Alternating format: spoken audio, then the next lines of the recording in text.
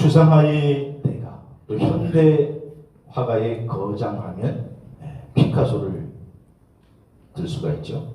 그 피카소의 친구 중에 디에고라고 하는 화가가 있는데 그 화가의 부인도 화가입니다. 그녀가 바로 멕시코의 초현실주의 작가로 매우 유명한 바로 프리다 칼로라고 하는 화가입니다. 이 프리다 칼로는 어린 시절에 매우 불행한 시절을 보냈습니다. 7살 때 소아마비를 앓았고 16살 때 교통사고를 당했는데 아주 큰 교통사고, 전차와 버스가 부딪히는 가운데 거기에 있어서 거의 죽을 뻔했는데 그 사고로 척추 수술과 무릎 수술을 32번을 하면서 겨우겨우 생명을 건지게 됐고, 그러다 이제 결혼을 해서 좀 행복하게 살려고 했는데 3번의 유산을 걸치고, 그리고 또 이 남편이 바람을 피고 외도함으로 결혼 생활도 평탄치 않았습니다. 육체적으로도 고통스럽고 정신적으로도 고통을 겪는 삶을 살았습니다. 그녀는 한마디로 말하면 그녀의 인생 자체는 그냥 절망과 고통이었다. 근데 그래서 프리다 칼리고는 그것을 극복하기 위해서 그림을 그리는데 아주 몰두해서 그림 그리기 시작했고, 그 그림으로 자기의 그 삶의 고통을 승화시켜서 그림으로 표현해냅니다. 그래서 그녀의 그 그림을 보면 그 그림이 아주 아름답거나 아주 화려하지는 않지만 멕시코 출신인데 그 멕시코의 전통을 그 그림에 담아서 매우 원시적이고, 그러면서도 정말 처절하리만치 진솔한 삶의 고백이 그림에 다 녹아 있어서 그림을 보면 정말 눈물로 흘릴 정도로. 어느 날 이 피카소가 하루는 이 프리다 칼리고의 그림을 보게 됐는데 그림을 보고 깜짝 놀라요. 그러면서 그녀의 친구 디에고에게, 그 남편에게 말했죠. 이보게 디에고, 내가 자네 아내의 그림을 보았네. 근데 누구도 이 프리다 칼리고처럼, 그녀처럼 깊게 그림을 그릴 수는 없을 걸세. 그러면서 프리다 칼리고의 그림을 극찬하게 되었다는 것입니다. 여러분, 우리가 인생을 살아가다 보면 원하든 원치 않든 프리다 칼리고처럼 우리의 인생에, 삶에 고통이 찾아올 때가 있습니다. 하지만 이 프리다 칼리고는 그것을 이기기 위해서 그림을 시작했고, 그림으로 절망을 극복했고, 그림으로 슬픔을 극복했습니다. 오늘 우리들도 우리에게 찾아온 절망을 하나님을 찾아서 믿음으로 극복하고 믿음으로 승화시켜야 될 줄로 믿습니다. 오늘 본문은요, 선지자 하박국이라고 하는 선지자인데, 호박국이 아니고 하박국 선지자인데, 이 하박국 선지자는 3장으로 된 매우 짧은 말씀입니다. 특별히 선지자 하박국과 하나님이 서로 이렇게 대화를 나누는 것으로 구성이 되어 있는데, 그 대화를 통해서 사실 하나님께서 하박국에게 계시해 주시죠. 너희 나라 망한다. 그러니까 망할 나라 소식을 듣고, 그리고 그 절망과 아픔을 느끼게 되지만, 그러나 마침내는 그것을 믿음으로 극복하고 마침내 회복될 하나님의 나라의 기쁨을 승화시키는, 하나님의 나라의 기쁨으로 승화시키는 말씀이 오늘 본문의 말씀입니다. 하박국서는 1장 1절 도입을 해서 사실은 전반부와 후반부 이렇게 나눌 수 있어요. 전반부는 1장 2절부터 2장 20절까지인데 하나님의 초월적인 섭리와 공의를 다루고 있고, 후반부는 하박국 선지자가 하나님께 드리는 기도문으로 3장 1절부터 19절까지 되어 있습니다. 특히 오늘 본문은 지금 하박국 선지자가 하나님의 은혜를 깨닫고 하나님께 찬양을 드리는 고백적 기도문이에요. 오늘 16절에 보시면, 그런데 그 찬양의 기도문을 드리기 전에 하박국이 뭐라고 얘기하느냐, 내 창자가 흔들린다, 그렇게 표현합니다. 왜 지금 창자가 흔들리느냐? 지금 하나님의 계시를 받았는데 하나님을 등진 자기 나라 남유다가 나라가 패망된다는 거예요. 망한다는 거예요. 우상이 만연하고 정의가 사라지고 불법이 판치는 이 나라 하나님이 징계하시는데 신흥 강대국인 바벨론에 의해서 나라가 망하게 될 것이다. 그런 계시를 받습니다. 그러니 여러분 나라가 망한다는 소식을 들은 이 선지자의 마음이 어떻겠어요? 완전 절망이고 완전히 두렵고 떨려서 얼마나 떨렸는지 이 암담한 미래 앞에 오늘 내 창자가 흔들렸다. 창자. 내 입술이 떨려고 부르르 떨리면서 창자가 흔들리는 걸 느꼈다는 거예요. 저는 오늘 본문 말씀을 가지고 그래서 하박국의 고백. 사실 창자가 흔들릴 때 하박국의 고백이라는 제목을 잡았는데 쉬운 말로 하면 지금 극한 고통 속에 있는 하박국 선지자의 고백을 살펴보려고 합니다. 첫째로 오늘 하박국의 고백은 뭐냐? 구원의 하나님으로 인하여 기뻐하리로다. 그렇게 말하고 있어요. 오늘 18절 말씀 보니까 18절을 같이 읽어볼까요? 시작. 나는 여호와로 말미암아 즐거워하며 나의 구원의 하나님으로 말미암아 기뻐하리로다. 아멘. 구원의 하나님으로 말미암아 지금 기뻐한대요. 근데 여러분 이 말씀은요 17절에 나타난 그 열매들과 연결되어 있는 말씀이니까 18절과 17절을 연결해서 읽어야 되는데 17절에 하박국 3장 17절에 무슨 말씀이죠? 유명한 말씀 우리가 다 알고 있는 비록 무화과 나무가 무성하지 못하고 포도나무 열매 없고 감람나무 소칠 그치고 밭에 먹을 것이 없어도 우리의 양이 없고 외양간 송아지 없을지라도 그럴지라도 여호와로 인하여 자기는 즐거워하고 기뻐합니다. 여러분 지금 이 17절에 말하는 무화과 나무 열매 포도나무 열매 또 외양간의 소 이런 것들은요 당시 이스라엘 백성들의 생업, 그 생업의 그 유목과 농경을 상징하며 표현하는 말씀이죠. 다시 말해서 이런 것들은 현실적인 가치를 말하는 건데 이런 현실적인 가치, 우리 삶에 필요한 이런 것들이 없을지라도 이런 게 없어진대요. 왜 없어지겠어요? 나라가 망하게 되면 없어지죠. 남아있는 게 뭐가 있겠어요? 근데 그런 절망적인 상황을 맞이할지라도 자기는 영적인 가치, 하나님이 나를 구원하시고 하나님이 나의 아버지 되시니까 온 우주 만물을 창조하신 그분이 나의 구원자 되시니 그분으로 인하여 기뻐하고 그분으로 인하여 감사하리로다. 여러분 오늘 설교는 어떤 의미에서 좀 듣기 힘들고 어려운 설교일지 모릅니다. 우리가 흔히 예수 믿으면 복 받는다, 예수 믿으면 사업이 잘 된다, 예수 믿으면 자녀들이 잘 풀린다 이렇게 말하려고 하는 게 아니에요. 지금 하박국 마음의 상태는요 매우 고통스러운 거예요. 현실은 고통스러워요. 왜냐? 나라가 망한다니. 나라가 망하는데 뭐가 남겠어요? 내게 아무리 많은 거예요. 나라가 없어지면 모든 게 사라지는 건데. 그래서 앞으로의 그런 상황은 삶의 필수적인 요소들이 다 빼앗겨버리는 절망적인 상황. 하지만 눈에 보이지 않는 영적인 가치로 인해서 그럼에도 불구하고 하박국은 구원의 하나님으로 감사한다. 현실적인 것들이 사라질지라도 영적인 가치로 인해 충분히 나는 감사할 수 있다. 그렇게 고백하고 있다라고 하는 것입니다. 사랑하시는 여러분, 눈에 보이지 않는 영원한 나라가 있다는 것을 믿으십니까? 우리 인생이 보이는 어떤 육신적인 삶뿐만이 아니라 보이지 않는 영원한 삶이 있다라고 하는 것을 믿으십니까?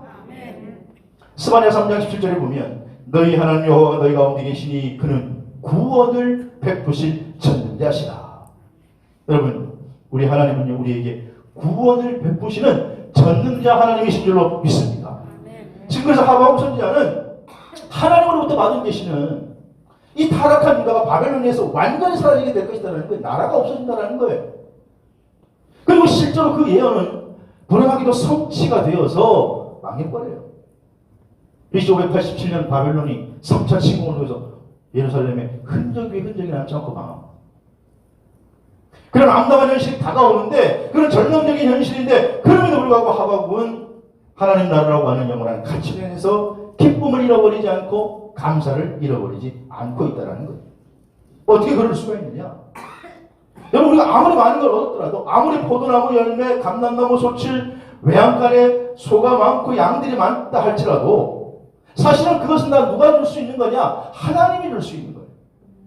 모든 것이 위로부터 오는데 주신이도 하나님이시고 거두가니도 하나님이신데 그 하나님을 잃어버리면 뭐가 소용이 있느냐. 그걸 나중에 하박국이 깨닫고 지금 나는 구원의 하나님으로 인하여 그렇다면 기뻐하고 감사할 것이다 라는 믿음의 고백인 줄로 믿습니다. 여러분 우리가 아브라함 사건 하시잖아요. 아브라함 사건. 아브라함이 백세가 돼서 아들을 얻었어요. 얼마나 귀해요. 그래서 그 귀하게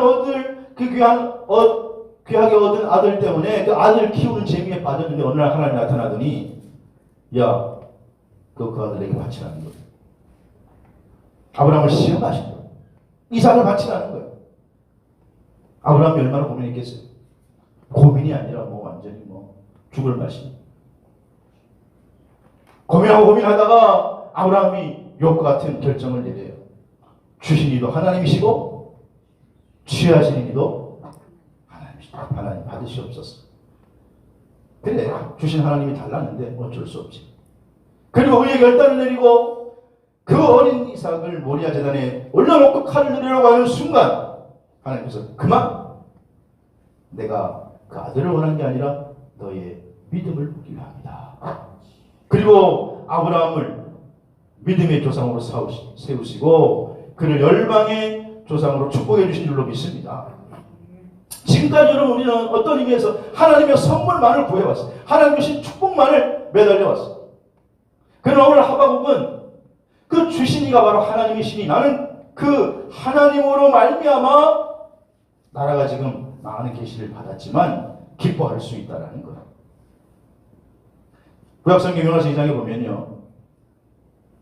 요나서 2장 5절 10절에 보면 요나가 물고기 뱃속에 갇혀서도 하나님 앞에 감사로 제사를 드립니다. 요나는 사실 하나님의 명령을 받았어요. 요나는 어디로 가야 돼요? 아수르의 수도 니느웨라고 하는 곳에 가서 니느웨 백성들에게 하나님의 명령을 전달해서 회개시켜서 그들을 살리라는 거예요. 근데 여러분 아수르는 어떤 나라냐? 자기의 나라, 이 요나의 조국이었던 북이스라엘을 멸망시킨 나라예요.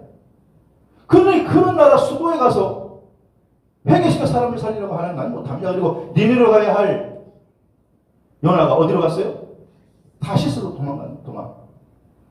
그러다가 하나님께서 큰 파도를 만나게 하고 바다에 던져져서 물고기 속에 갇히게 됐습니다. 이제는 요나가 언제 죽을지 모르는 상황이에요. 그런데 요나가 거기서 기도하는데 감사로 하나님께 제사를 드려요. 그래서 요나서 2장에 보면 지금 요나가 우리처럼 편하게 앉아가지고 하나님께 나는 감사하는 목소리로 주께 감사를 드리며 나의 소원을 주께 갚겠나이다. 그렇게 말하는 게 아니라 물고기 뱃속에 갇혀서 언제 죽을지 모르는 앞이 캄캄한 물고기 뱃속에서 겨우겨우 숨을 쉬면서 거기서 예배를 드리고 있는 거예요. 그러니까 절망적인 상황 속에 처해 있으면서도 감사로 제사를 드릴 수 있었던 것은 세상적인 그런 가치 때문이 아니라 보이지 않는 영적인 가치관을 깨달았을 때에 그냥 하나님께 감사를 드릴 수 있는 거예요. 지금 하박국도 마찬가지라는 것입니다. 여러분 솔직하게 말씀드립니다만 예수 믿으면 힘든 일이 하나도 오지 않던가요? 그렇게 말하는 건 거짓 선지자입니다. 결코 그렇지 않습니다. 예수 믿어도 병도 올 수 있고요. 사업에 어려움도 올 수 있고 인간관계 갈등도 올 수가 있어요. 하지만 우리 믿음의 성도들은 그런 상황을 극복할 수 있는 게 믿음이요 하나님의 은혜인 줄로 믿으시기를 바랍니다. 인생을 살아갈 때 여러분 어려움을 안 당하고 넘어져 보지 않는 사람이 누가 있겠어요? 인생은 한 번씩 다 넘어져 보게 되어 있는 거예요. 요즘 우리 스포츠계가 학폭 사건으로 시끄럽잖아요. 여러분 아시죠? 빨리빨리 정리가 되어 좀 다시 약순환이 반복되지 않았으면 좋겠는데 근데 우리 강릉에서 열렸던 2018 평창 동계올림픽 기억나시잖아요. 그때 선수들이 얼마나 우리에게 많은 감동을 했어요. 그중에 특별히 쇼트트랙 여자 3000m에서 계주에 진출해가지고 우리가 역전해가지고 그때 금메달 우승을 차지했는데 준결승에서 준결승 그때 이 쇼트트랙이 3000m면 27바퀴를 돌아야 돼. 27바퀴. 근데 도은 지 얼마 안 됐는데 3바퀴 정도 돌았나? 근데 이유빈이라는 선수가 24바퀴를 남기고 넘어졌어요.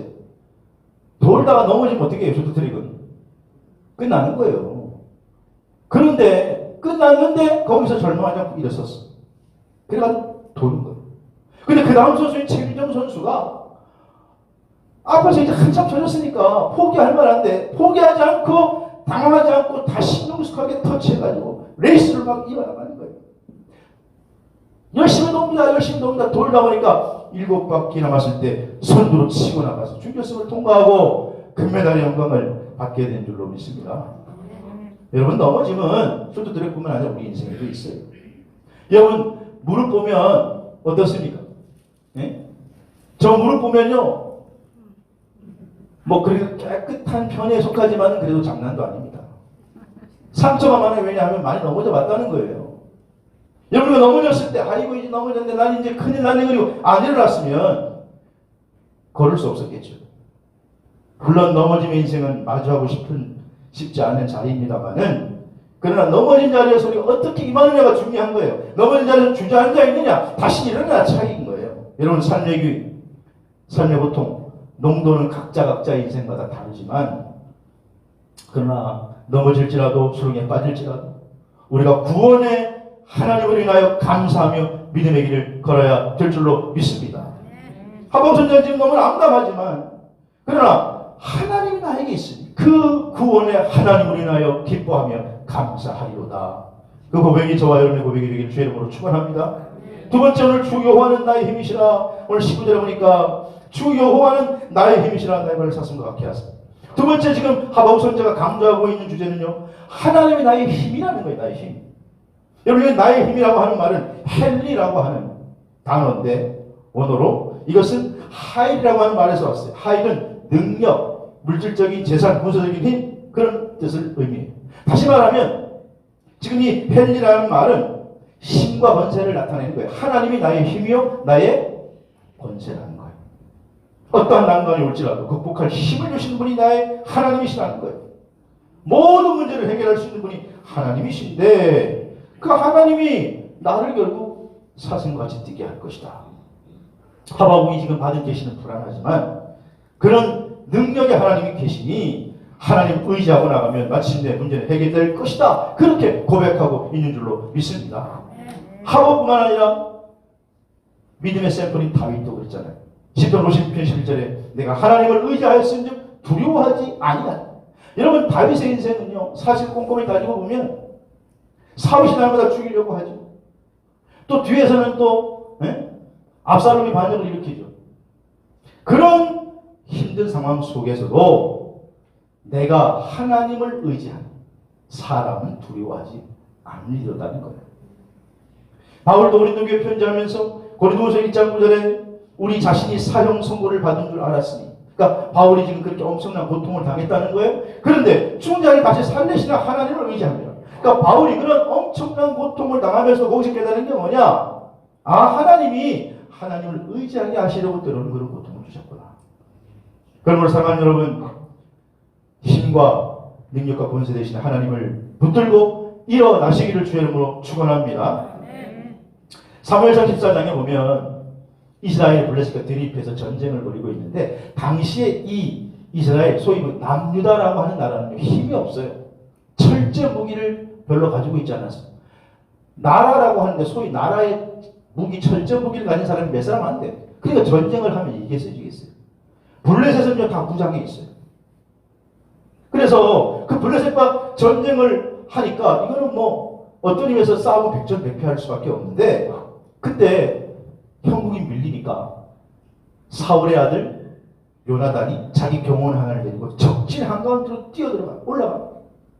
그래서 거기에서 큰 승리를 만들어내요. 여러분, 요나단이 지금 군사 몇 명, 뭐 수백 명도 아니고 자기 경호원 하나 데리고 적진으로 뛰어들어가는 거예요. 왜 이런 무모한 일을 벌였을까요? 어떻게 이런 무모한 일을 결정할 수 있을까요? 사무엘서 14장 6절에 보면 요나단의 마음을 읽을 수가 있는 요나단이 이렇게 얘기합니다. 이 할례받지 않는 자들에게 가자. 여호와의 구원은 사람이 많고 적음에 달리지 아니하였느니라. 요나단은 전쟁 하나님께 속한 것이지. 사람이 많다고 이기나? 사람이 적다고 지나? 여호와를 의지하면 승리할 수 있다라고 하는 믿음으로 주변 상황을 보지 않고 오직 우주 만물을 창조하신 하나님을 의지하고 나갔을 때에 하나님이 그에게 능력을 더하시니, 그리고 그 단 둘이서 말이에요. 적진 한가운데 가서 피를 흘리면서 싸우는 모습을 봤을 때 이스라엘 군사들이 사기 축출합니다. 야, 누구냐? 사울이 아들 나다니다.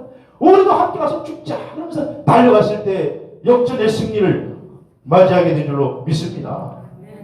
오늘 본문의 하박국 선지자도 지금 들려오는 소리는 멸망과 암울한 소식이에요. 나라가 망한다는 소식이에요.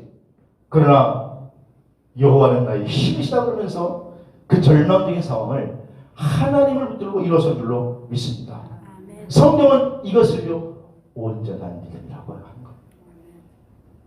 버지니아 연구진이 어린 해바라기를 연구해서 뉴욕타임즈에 발표한 적이 있는데, 여러분 우리가 잘 아는 해바라기는 해를 바라본다 그래서 이름이 해바라기예요. 근데 어떻게 그러면 이 해바라기가 날마다 이렇게 해를 따라 움직이느냐, 그거를 버지니아 연구팀이 연구를 해봤더니 이 해바라기는요 낮에는 해가 동에서 떠서 이제 서로 지니까 동쪽에 있는 세포를 막 자라게 해가지고 해를 계속 바라보면서 나중에 결국 끝까지 해가 지는 데까지 바라봐서 꽃이 서쪽을 향해 있다는 거예요. 낮에는. 그리고 밤에는 해가 또 어느 쪽에서 떠올라요. 동쪽에서 떠오르니까 이번에 서쪽에 있는 이 세포들을 막 자라게 해가지고 고개를 이쪽으로 기울게 해가지고 동쪽을 바라보는 거예요. 왜? 일출이 뜨면 해가 뜨자마자 해를 바라볼 수 있도록 준비를 하는 거예요. 오직 한 군데만 바라보는 거예요. 뭐만 바라보는 거예요? 해만 바라보는 거예요. 여러분 믿음은요 오직 하나님만 바라보는 것인 줄로 믿으시기를 바랍니다. 오직 하나님만 바라보는 거예요. 그랬을 때에 오늘 하박국은 절망적인 상황 가운데도 하나님을 의지하고 일어설 수 있었던 것입니다. 세 번째로 오늘 천재가 흔들릴 때도 하박국의 고백은 뭐라 했느냐. 오늘 19절 하반절에 보시면 나를 높은 곳에 다니게 하사 나의 발을 사슴과 같게 하사 나를 나의 높은 곳으로 다니게 하시리로다. 나의 발을 높은 곳에 다니게 하신다는 이 표현은 지금 하박국이 이렇게 억눌린 상황 속에 있지만 주님께서 이 상황을 풀어주신다. 그런 고백이에요. 여러분 팔레스타인의 지역은요 험한 산악지역이잖아요. 근데 거기에 그 빠르게 달릴 수 있는, 빠르고 높게 달릴 수 있는 그런 사슴, 그러니까 민첩해가지고 탁탁탁 뛰더니만 높은 곳에 가 있어. 어느새 지금 다윗은 그걸 보고 야 하나님께서 역사하시면 저 사슴같이 어느새로 높은 곳, 지금은 절망적이고 지금은 웅덩이에 빠져있는 것 같고 지금은 처져 있는 것 같지만 어느새 높은 곳에 올라가 있는 사슴과 같이 나를 높은 곳에 다니게 하시려다. 오늘 절망적인 상황에서 하나님을 의지하고 나가면 반드시 하나님은 승리할 힘을 주실 줄로 믿습니다. 그 고백을 지금 하박국이 하고 있는 거예요. 바울도 고린도전서 15장 57절에 우리 주 예수 그리스도로 말미암아 우리에게 승리를 주신 하나님께 감사. 여러분 믿음은 현실만 인정하는 게 아닙니다.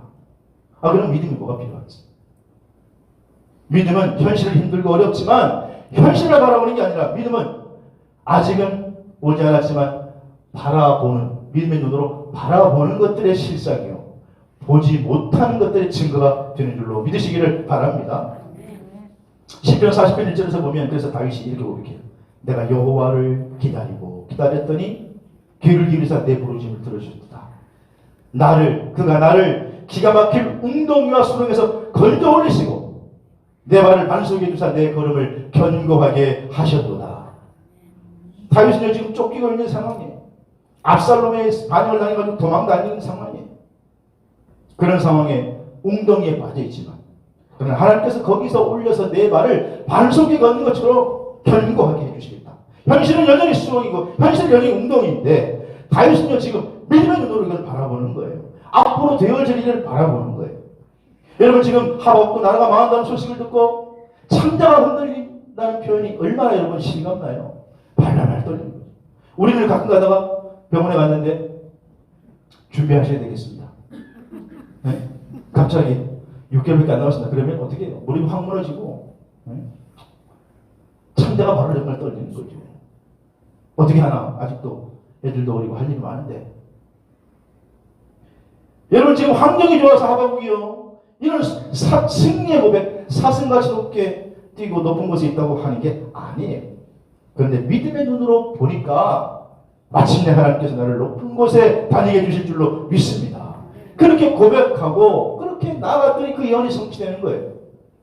결국 유다는 예언대로 바벨론에 의해서 나중에 멸망되지만 하나님은요, 이 바벨론이라고 하는 영원히 무너지지 않을 나라를 바시아, 페르시아라고 하는 또 거대한 제국을 일으켜서 무너뜨림으로 70년 만에 이스라엘을 정말 회복시켜 주는 거예요. 요한복음 16장에 보면 마가의 다락방에서 예수님이 십자가를 지시기 전에 마지막 고별사를 해요. 주님이 이제 야, 십자가 진다. 그러니까 지금 여러분 그 얘기를 듣는 제자들의 입장에서는요, 기가 막히고 코가 막히는 거죠. 아니 이분이 지금 왕이 돼서 우리를 하나는 우편에 하나는 좌편에 앉아야 되는데 지금 절망의 고별사를 지금 하고 계시니 주님께서 십자가에 죽으신다고 하니 이 암담한 노릇이. 그런데 주님의 고별사를 가만히 보면 거기에 세상을 견디고 이길 수 있는 방법을 말씀해 주시니 요한복음 10장 33절 같이 읽겠습니다. 시작. 이것을 너희에게 이르는 것은 너희로 내 안에서 평안을 누리게 하려 함이라. 세상에서는 너희가 환난을 당하나 담대하라. 내가 세상을 이기노라. 할렐루야. 주님이 세상을 이겼다는 거예요. 세상적인 눈에, 세상적인 가치관을 볼 때는 예수님 십자가에 지는 거, 그건 실패고, 그건 끝난 거고, 절망이죠. 하지만 영적인 눈으로 보면 십자가는요, 승리의 상징인 줄로 믿으시기를 바랍니다. 십자가는 대속의 상징이고, 죽음의 문제를, 우리의 죽음의 문제를 영원히 해결해주는 징표가 되는 줄로 믿습니다.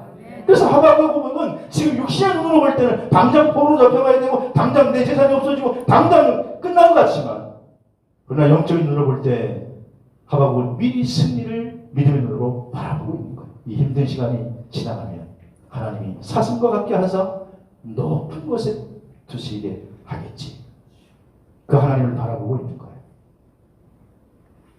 멘토들의 멘토로 불려지는 중국의 리 웨이엔이라고 하는 사람이 있습니다. 중국 사람들이 많이 존경하는 사람인데 책도 많이 썼습니다. 어떻게 원하는 사람을 얻는가, 인생의 가장 중요한 7인을 만나라 등등. 근데 이 사람이 수많은 성공한 사람들을 만났대. 그리고 그 사람들과 많은 대화를 해봤어. 그래서 거기에서 얻은 경험을 2017년에 결국 이기는 사람들의 비밀이라는 책으로 출간했어요. 결국 이기는 사람들의 비밀. 여러분 이 책에서 그는요 11년간 무려 5만 명의 기업가를 만나서 깨닫게 된 게 있다.